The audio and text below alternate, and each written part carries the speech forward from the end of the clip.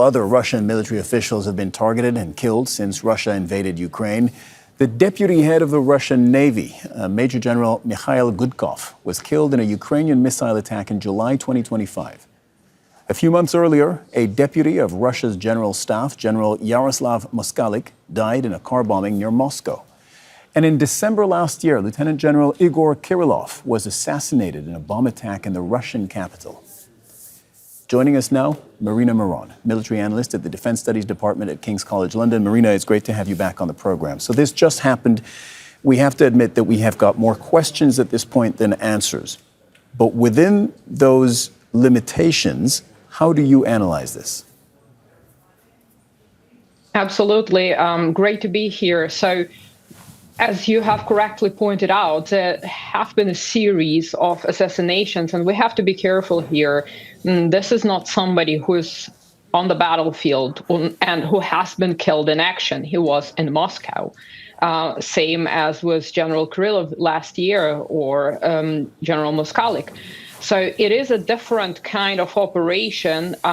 Presumably, the Ukrainian security services, the SBU, would be capable of carrying out such operation, and they would probably be also interested in eliminating high-profile military personnel in Russia, because as Yulia has explained, the general was very important for operational training. He was the head of the operational training directorate of the general staff, and he had combat experience. He has participated in operational planning in Syria in 2015 and 2016 before becoming the head of the operational training department. So he's quite a key figure within the Russian Ministry of Defense. And so there would be logical reasoning for the Ukrainian security services to try and target and eliminate as many of such key figures as possible in order to weaken the Russian military at the strategic level.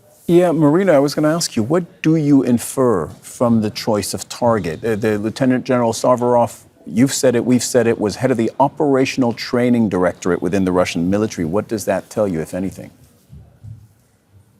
Well, it tells me that he would have, since he assumed his role in 2016, he would have participated in preparing the troops for the operation in Ukraine, for the ongoing war in Ukraine. And of course, I don't know in how far he can influence in operational planning. However, operational training is equally important, and these two go hand in hand. Therefore, it can be said, and Russian sources, neither Russian nor Ukrainian sources actually talk about this in detail, his actual involvement in preparing the troops and continuing to prepare the troops for the operations in Ukraine, for the offensive operations in Ukraine. So it is quite important, and it's not easy to replace such a high-profile figure. That is another problem when we're talking about generals with combat experience in Ingushetia, Ossetia, in Chechnya, in Syria.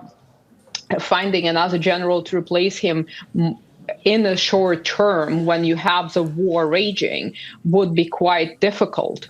And of Marina, course, can I jump in there? Because this is actually counterintuitive to me. You see, I was thinking, what is the point of targeting a high-ranking military officer? I know that sounds naive, but the thinking is, at the end of the day, any general that is targeted for any reason will be replaced very quickly, especially in a military apparatus the size of Russia's. So what's the operational gain for anyone wanting to hurt Russia's army?